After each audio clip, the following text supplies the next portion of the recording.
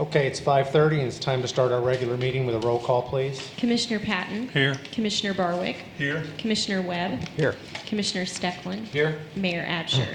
Here, would you all stand and join me in the Pledge of Allegiance, please? I pledge allegiance to the flag of the United States of America and to the republic for which it stands, one nation, under God, indivisible, with liberty and justice for all.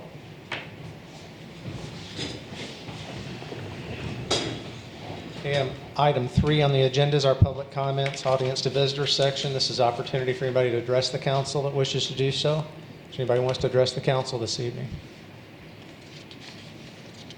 Okay, item 4 are consent agenda, items A, B, and sub-items. Anybody want any of these items removed from consent, vote upon separately?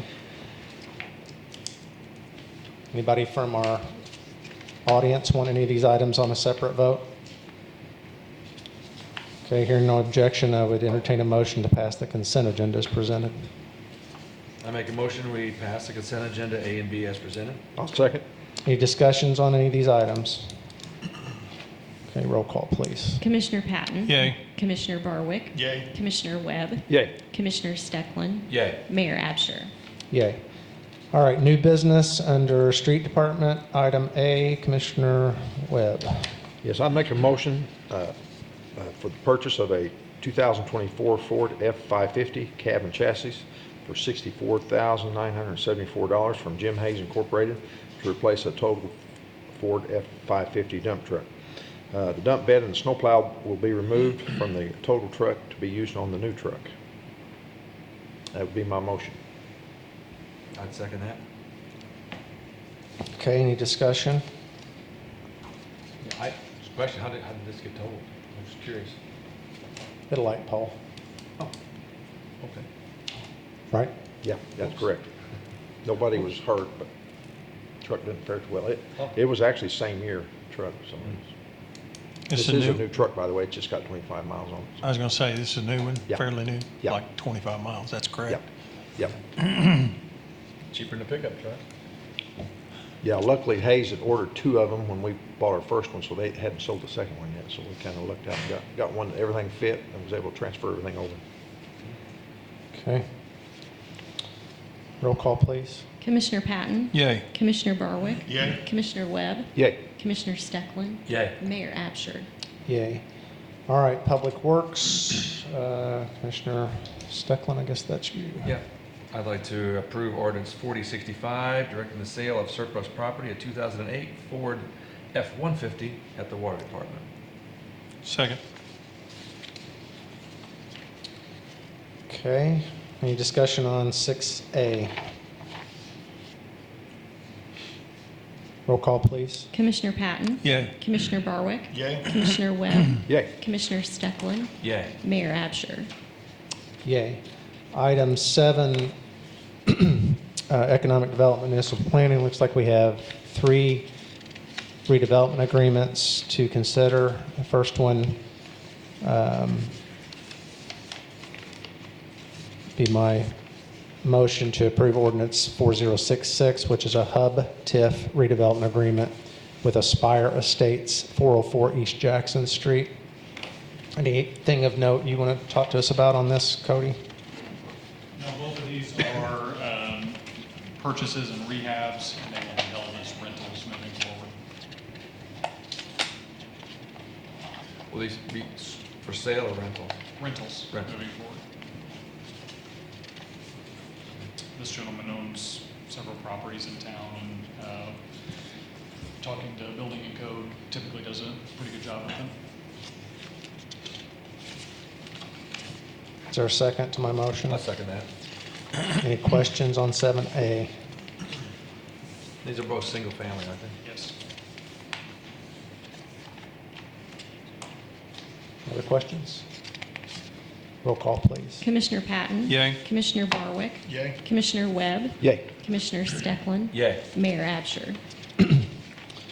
Yay. Commissioner Patton, I'm sure you're wanting to read something, aren't you? Yes. I'd like to make a motion to approve ordinance 4067 a hub TIF, excuse me, redevelopment agreement with Aspire Estates LLC located at 406 East Jackson Street. I'd second that. Okay, same type property, same parameters. Any discussion on item 7B? Roll call, please. Commissioner Patton. Yay. Commissioner Barwick. Yay. Commissioner Webb. Yay. Commissioner Stecklin. Yay. Mayor Absher. Yay. And Commissioner Barwick, I'm sure you're dying to read one. I'd like to make a motion to approve ordinance 4068, a hub TIF redevelopment agreement with JM Vision LLC at 112 East Jefferson. This was a multifamily property at the corner of Jefferson and Madison Streets. JM Vision acquired the property, demoed the property. It's now an empty lot, and he expects to build an office back on it here at some point once he can work out a tenant for that building. He's going to build a suit. Corner of Jackson and, Jefferson and Madison. Madison. Yeah. Just right over here. yeah, Is that the blue house? Yeah. Big tall blue Yeah. house that was there, I think. yeah, Maybe 3 stories. yeah. Is there a second on item 7C? I'll second that. Okay, any questions on this ordinance? Roll call, please. Commissioner Patton. Yay. Commissioner Barwick. Yay. Commissioner Webb. Yay.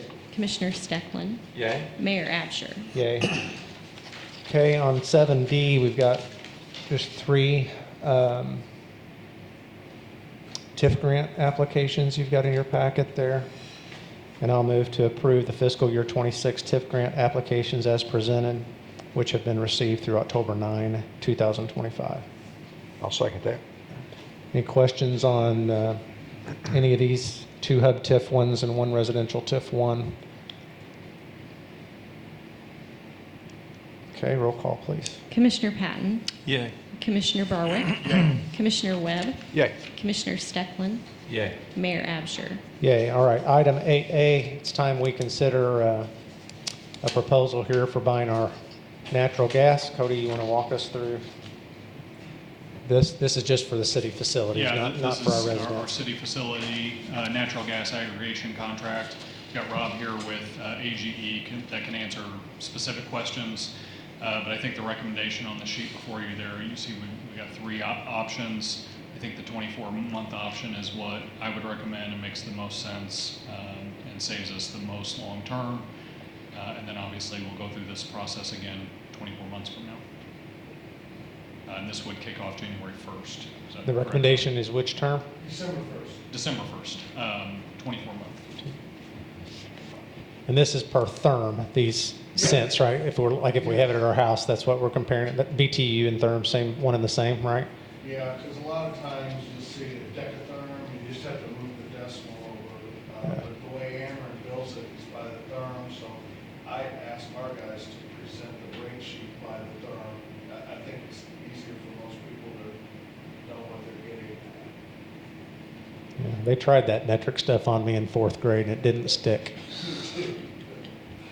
Remember that, Tammy? Yes. Trying to go through that? Okay. And this, again, I'm trying to equate this with my home gas bill. So is this price per therm, that's just the supply, Yes, not the delivery? correct. Just like it would appear on, okay.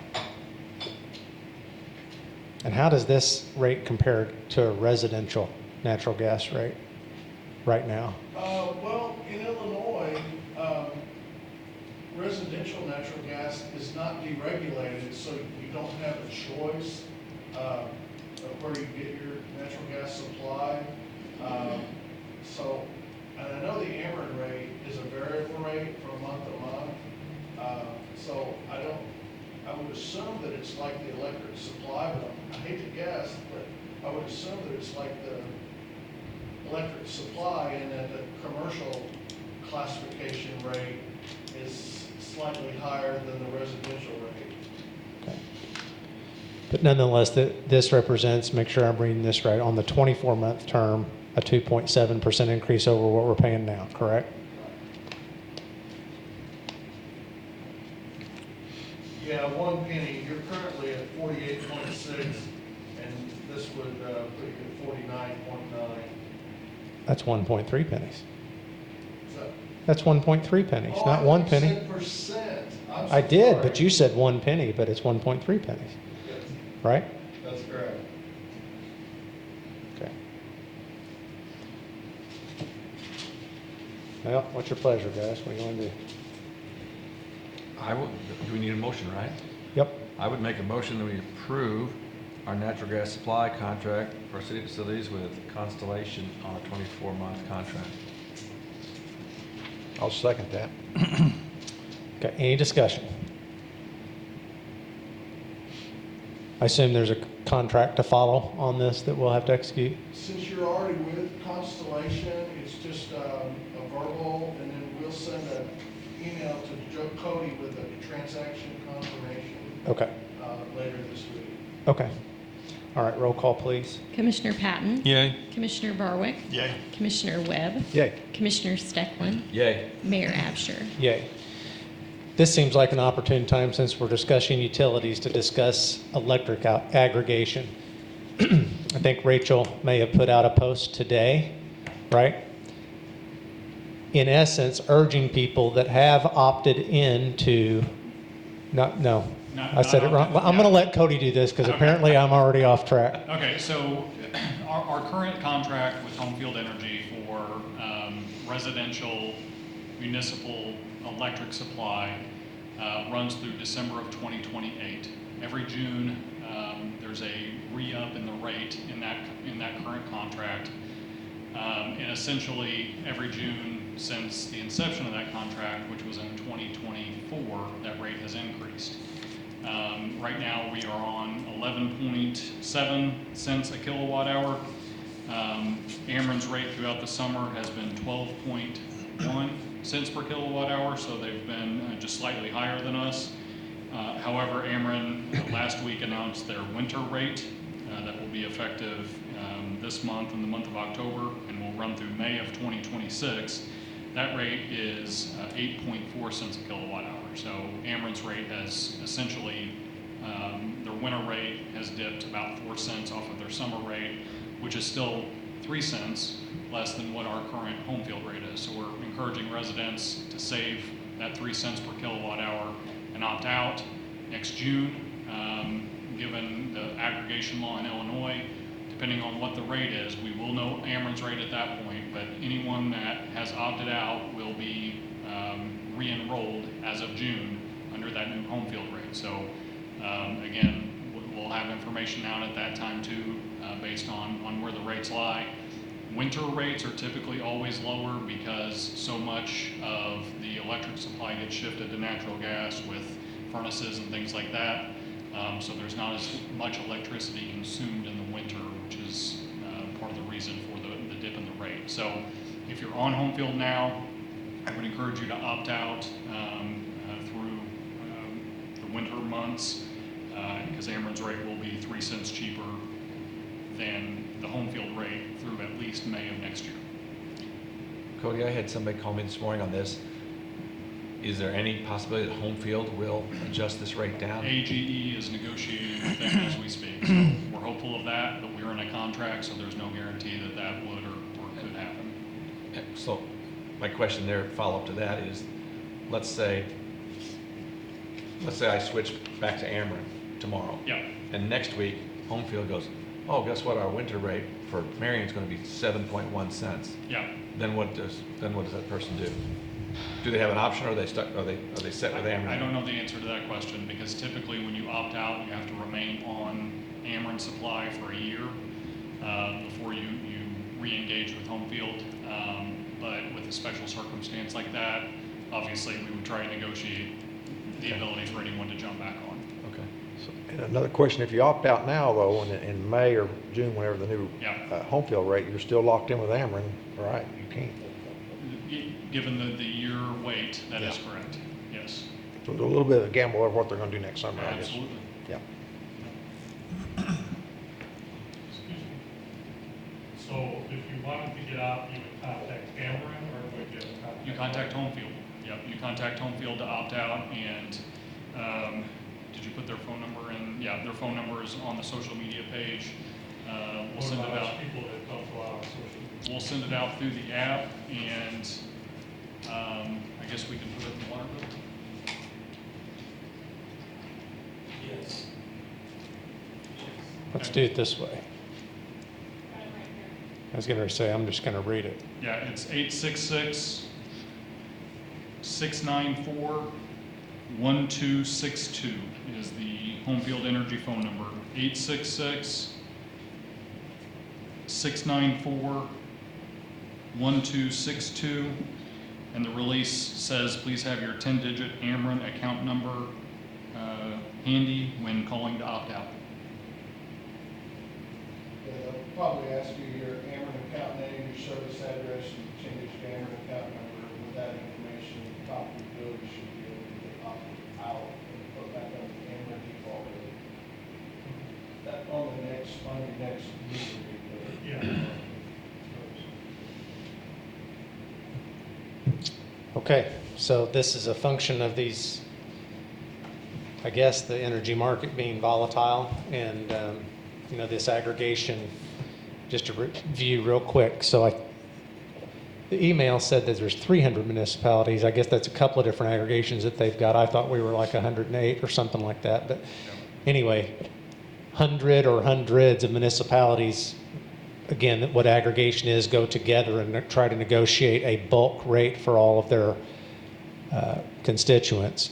And this is the one time that I know of that it's significantly worked backwards. It just did not work as intended, and like you said, that particular contract's locked in unless they can renegotiate it. So Yeah. I don't know. I don't know why Home Field would negotiate that contract, but they're going to try nonetheless. Yeah. So nonetheless, at the end of the day, the known thing is that you can get a cheaper electric rate by opting out right now. That's the bottom line, and that's what we're encouraging people to do. There is a risk because we don't know what next summer brings, and you might be locked out of a lower home field contract until this time next year. And but I don't think there's a reliable way to even. No, and just to give you a concept of how far the electric supply market has moved, 2019, the contract that we took over was 5.4 cents a kilowatt hour. So I mean, we're on our way to tripling electric service rates in 7 years. Right. So Okay, so there's that spiel. I know we were taking lots of phone calls on it already today, and we'll continue to make sure you guys understand that what the bottom line recommendation is that people take advantage of the lower rate that they are offered by opting out and taking Ameren's rate. It's really that simple. And I'll clarify the opt-out law or the opt-out rule. That's Ameren's rule. They want to keep your business for a year before you opt out or before you remove yourself from their service and pick a different supplier. You will get a letter shortly after opting out from Ameren saying you have 60 days to pick a new supplier or you'll automatically remain on Ameren service for the following 10 months following that 60-day period. So 10 months plus 60 days is a full year. So that's where that information comes from. So in that 60 days, I guess you're on Ameren's rate or not? You are. Okay. Yeah. But If you don't choose somebody else. you can absolutely pick your own aggregation supplier. You Yeah. can pick your own electric supplier. The reality is, and why this program is supposed to work, is that we're pooling residents that live in 100+ communities into the negotiation table. When it's just you talking with a supplier, it's you, one person, negotiating a supply rate. It's not likely to have the same weight as 100 residents of 100 communities. Unfortunately, when this contract was signed, things were so volatile, and they still remain volatile. Yeah. But again, winter rates always look better and are always better because a lot of the electric supply, air conditioners are typically ran on electric furnaces. A lot more furnaces are ran on natural gas than not. So that's why the dip in rate, because it's less demand for electricity. Do you know off the top of your head what Ameren's winter rate was last year by comparison? I can find it by the end of the meeting. Okay, I'm just curious if we were anywhere near this kind of a move last year. Do you know? I believe that the Ameren rate was about 1.1 penny less per kilowatt hour than the Southern Illinois Aggregation Partnership negotiated rate. Whereas this time it's more like 3 cents, 3.5 cents for the next 8 months. So I don't, I'm sure the difference wasn't as big last year. I guess that's what I was after. Just Yeah. this is somewhat of a anomaly. Well, it's a combination of things, because I think our rate through Homefield last year was 9.95 cents a kilowatt hour. Ameren's winter rate was 8.2 cents a kilowatt hour. So to your point, it was 1.12 cents lower. Our Ameren rate, or our summer rate that was re-upped in June, jumped to 11 cents a kilowatt hour at the same time that Ameren's rate jumped to 12 cents a kilowatt hour. So the winter rates have been consistent, the summer rates have not. That's the difference. Okay. Well, I can understand why this is all confusing for our constituents. That's why I just think we need to have as best we can, a pat answer.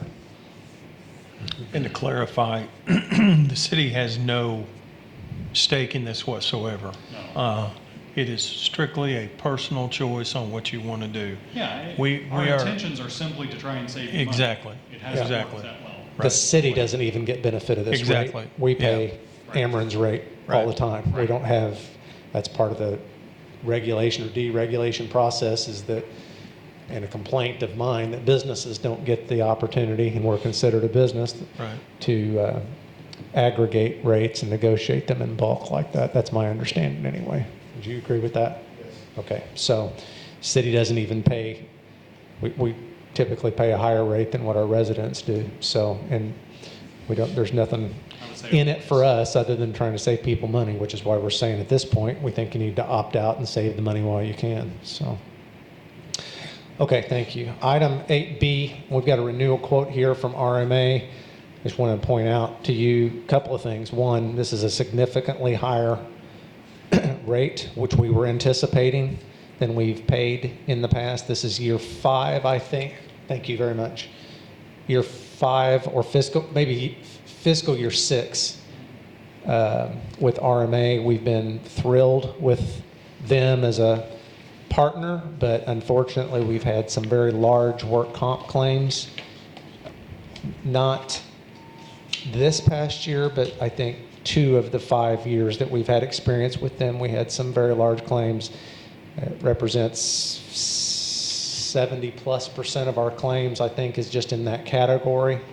And you can see how, if you look at that invoice, how much work comp as a component, it's well over 50% of our total premium. We asked around a little bit with some other carriers without going through the complete motion of getting a rebid, just to see if they would be interested. And the short answer to that question is until some of these claims drop off of our experience, it's probably not worth their time to rebid it. They're going to be looking at the same data that this company has experience of. The good news is I think that some of those large claims will start to roll off in this next year or 2. But that's my recommendation, that we approve in motion to approve this renewal quote for property and workers' compensation insurance through the Illinois Risk Management Association. I would second that. Okay. Any, I guess I one. have a question. Which option? Yeah. Yeah, we almost always take the which option? discount. We get a 1% discount, I guess, by paying it, Which is option 1. yeah, in Okay. full. We do not have to do it that way, obviously. It's still $13,000. But it's Yeah. 13 grand, so. Looks like that's the best deal. Reality is I guess you'd have to do the math on the extra month of interest that you get on the money between, because half of it's due December 12th and then the other half May 15th. It might be worth it. Let's let Lance do that math, figure out what's best, and let him make a decision. How about that? Okay. If we save more money by keeping half of it in the bank longer, we'll go that route. If not, we'll pay it in full like we've done. Any other questions? Roll call, please. Commissioner Patton, Yay. Commissioner Barwick, Yay. Commissioner Webb, Yay. Commissioner Steckland, Yay. Mayor Absher. Yay. All right, item 9, Commissioner reports. Commissioner Patton, do you have a report tonight? No, sir, I don't. Commissioner Barwick? I do. Starting with the Marion Police Department for the month of September, 33 city ordinance violations, 263 criminal and traffic citations, 25 warrant arrests, 341 incidents reported, and 89 traffic accidents, 3 DUIs. There were 1,989 dispatched calls, 1,750 emergency calls, 4,078 non-emergency calls, and 178 ambulance calls. At the fire department, we had 16 fire calls, 10 rescue and EMS calls, 6 hazardous conditions with no fire, 11 service calls, 15 good intent calls, 27 activated alarms for a total number of incidents at 85. And on Saturday evening, we had the Battle of the Badges that we were talking about between the fire department and the police department. And the fire department was the victor in this with a score of 30-8. So.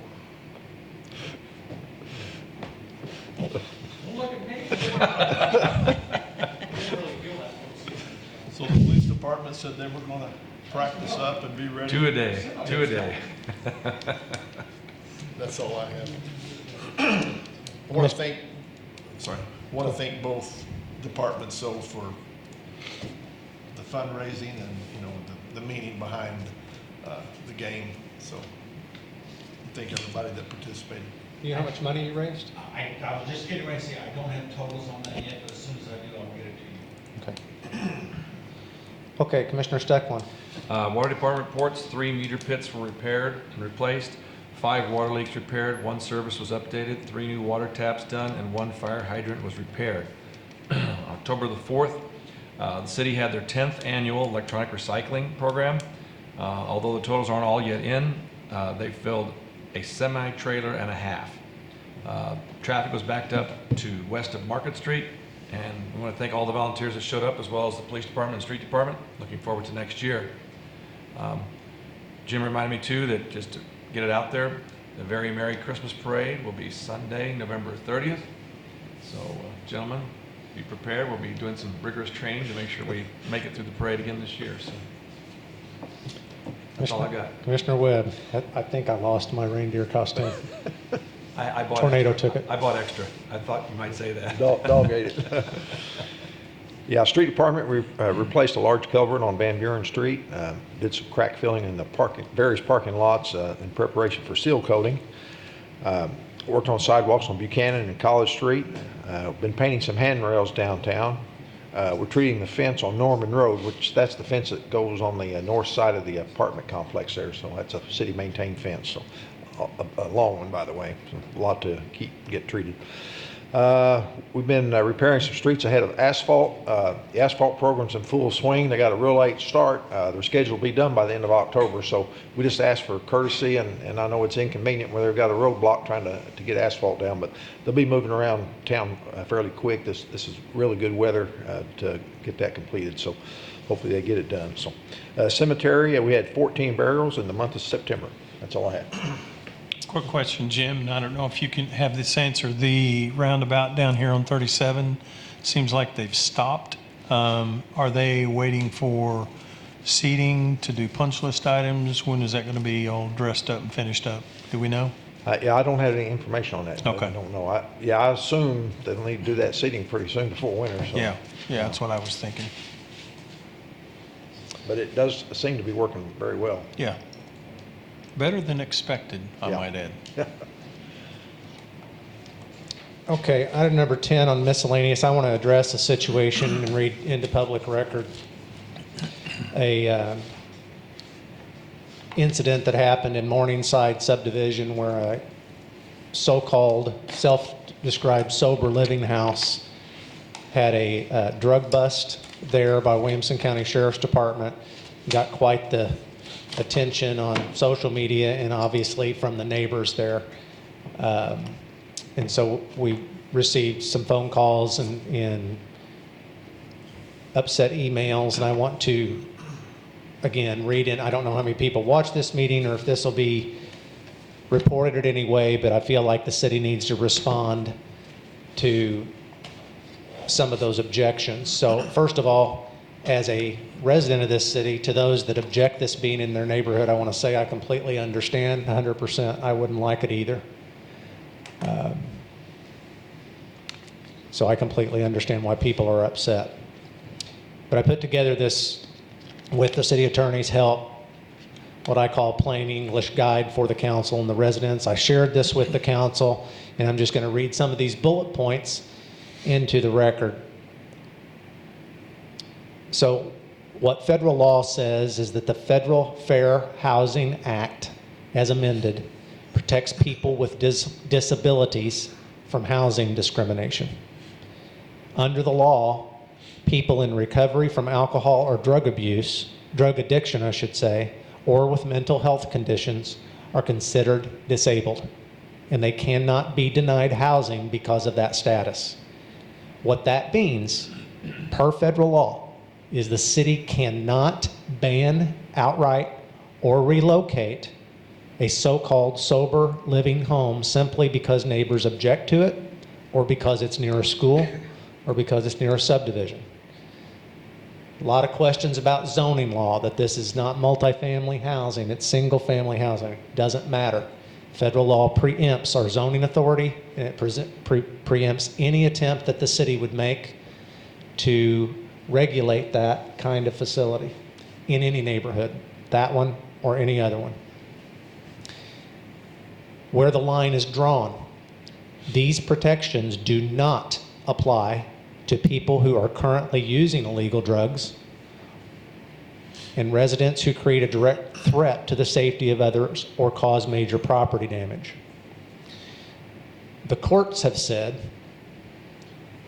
many times, those of you that have looked up these issues, you know, you start seeing citations with case law. Many of these laws that are on the books have been, most of them, especially in the federal court, have been tried, and it's the case law that actually gives cities and counties, states, guidance as to what other circumstances and other towns that were sued over give you the guidance. It's the case law. And so through the case law, cities have lost very consistently when they try to block sober living homes with zoning rules or neighborhood restrictions. Cities can win when they regulate based on facts and not stereotypes, but they have to be neutral, fairly applied, and based on evidence. What the city can do, and this is where I want to focus on, if drugs are being used or sold at any house, sober living or not, then the police can investigate and act. And that's exactly what happened. Williamson County Sheriff did act. They did investigate. I'm grateful for that. And that brought some people to justice. That doesn't mean that despite the sign that might have been put out in the yard that said this drug house is shut down, I think that's not to be taken literally, because we cannot shut it down per se. We can apply nuisance and safety codes, so the city can take action when there's any evidence of a threat, unsafe conditions, or illegal conduct. And the operators of that facility must follow the same rules as any other property owner or landlord, like trash in the yard or keeping the grass mowed, those kinds of things. But the city cannot pass rules that single out sober living homes or people in recovery. The city's role is to treat sober living homes the same way as any other residents while holding them accountable when residents or their operators break the law. We cannot discriminate, but we also will not ignore proven illegal activity. I was trying to think of an analogy to make here, and it might not be apples to apples, but it may be too simplistic, but just like federal law dictates how many handicapped parking, ADA accessible parking places we must have in a parking lot, on the square, where they're located, those kinds of things, doesn't mean that people can park there and do illegal things. So we can't get rid of the parking places just because we don't like who parks there. What we can do is enforce the law just like anybody else that parks in a different parking place. So again, that's not really an apples to apples comparison, but is an example of the federal government saying you've got to do this. That doesn't mean that people that park there or that live there can do anything that they want. Does that make sense? So that's kind of that situation. I know people are upset. I would be upset. I am upset. I don't know what to do other than enforce the law there. And that's what we'll continue to do. So I'm grateful for Williamson County for doing so. I'm grateful for our narcotics unit as well, and the laws that we're enforcing, and we'll continue to do so. All right, anything else under miscellaneous? Cody? Chief? No, sir. Terrence? Got your name right this time? Tammy? Hey, 2 out of 3. Thanks for getting my name. That's what I said. I got your name right. Halloween, Halloween. trick or treating, the 31st, 5:30 to 8:30. Okay, I'll say it in the microphone. So Halloween trick-or-treating is on Halloween, the 31st, 5:30 to 8:30 p.m. Okay? Yes? I should have said it at the top. It's an issue that is a little bit worrisome. When we have parades during the school hours, and that big machine comes and holds everybody up, street sweepers, like for 20 minutes, we be trying to get them kindergartners home, and they got specific times. Do they always come right after parades?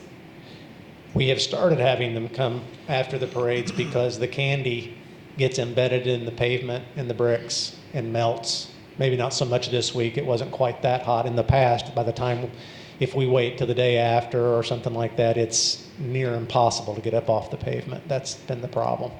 So we need to maybe do a better job discussing that with the bus garage a little bit, and maybe we It left a lot of kindergartners like 20 minutes behind, and those are people that can't just get off the bus unless their parents request it. Okay. Or, Okay.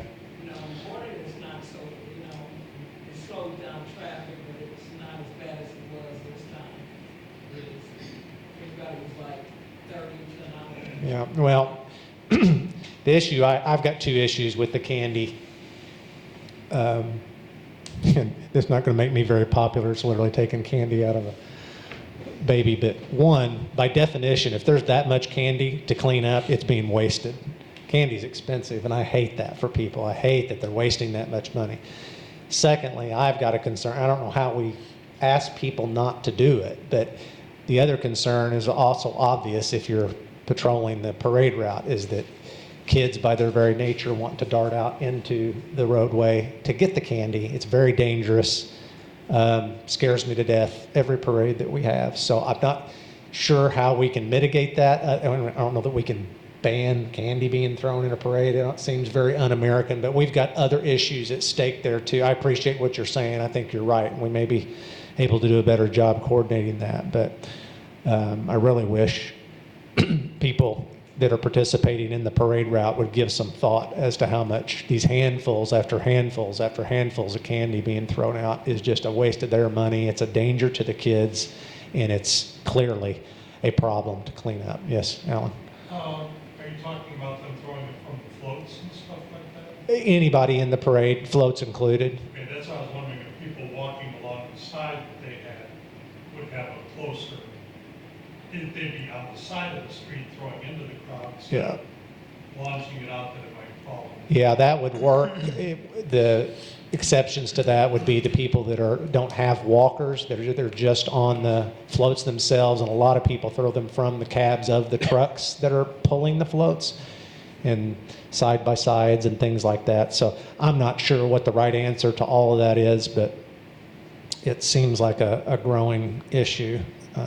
So maybe somebody else has got a great idea on that we can discuss before our next parade. Get out like 5-10 minutes before that big speaker comes through, that is my concern. Okay. That's all I'm saying. Okay. Because it's a safety concern, the little kids that maybe are going, maybe sometimes an hour on the bus, be 5 years old, and then you got another 30 minutes. Was the whole square, are you talking about the square specifically or all down the street? It's whatever the route is, because I'm one of those people that have to be behind that, and it was 20-25 minutes where I can deliver my 5-year-old. Okay. You've got parents sitting out there 20-25 minutes after the fact, all concerned. Did the buses leave the normal time that day? Normal time. Okay. Maybe we could look at delaying that street sweeper by an hour or something, let traffic kind of, I think that would solve. yeah. I think it would, yeah. If we My just- family was at Second Baptist, and I noticed that problem. I mean, 'cause I was trying to Coordinated. get out in the street, we had street sweepers kind of blocking all the traffic, which Yeah. it's well intended, but, Yeah. Between 25 to an hour. yeah. And it probably, regular kids might get to stand with the little ones. Yeah. It's- Okay. It Well, might put that Doug- part's an easy fix, and I'm sorry that it disrupted your bus route. I thought we were doing the right thing by getting the candy picked up before it got all sticky on the pavement. But apparently that caused an unintended consequence, so we'll do better. I would encourage to take the amount of money that is spent on candy per float and donate it to the graduation spree. Yeah. Because I'm with you. I went and bought some prior to the parade. I had chest pains. It's terribly expensive. But I would love to take that money and as a collective group, whether it's junior high baseball or football team or whoever, whatever you spend on money, make a donation to the graduation spree in that name. If I was a kid, I wouldn't want to see a parade run out. That's just like that. That's like they live for. I get it. There's got- those too, Jack. Gotta If be you an throw outs- out good candy, it gets picked up real quick. That's true. When I was Yeah, throwing that's stuff it. out, Yeah. you see all the Dum-Dums and Tootsie Rolls down there that they don't want, but you throw a Hershey bar down there or something like that, that'd be No, a street it's- fight right there. So I actually think that's part of a problem. As candy's gotten more expensive, people are buying the cheaper and cheaper stuff. Yeah. Guarantee That's you. what they're throwing out in bulk. Yeah. That's what's left on the That's what's roadway. left. Nobody wants that And stuff. that's what the street sweeper's So picking up. Yeah. somehow we've got to have a conversation with those that organize these parades and ask them to please curtail somehow. Yeah. I don't think we're No going to cheap break candy. people. I don't think we're That's going all to you break can say. people of the habit. I think kids want it, and I don't think you're going to completely break them of the habit. But we need to try to have that conversation because it's getting to a point of ridiculousness of how much candy's being swept up, really. But it's their money, I suppose. But man, okay. Anybody have a need for a closed session this evening? Anything else to come before the council? Okay, I'd entertain a motion to adjourn. I'll make a motion, we adjourn. Second? Roll call, please. Commissioner Patton? Yay. Commissioner Barwick? Yay. Commissioner Webb? Yay. Commissioner Steckland? Yay. Mayor Absher? Yay. Thank you all.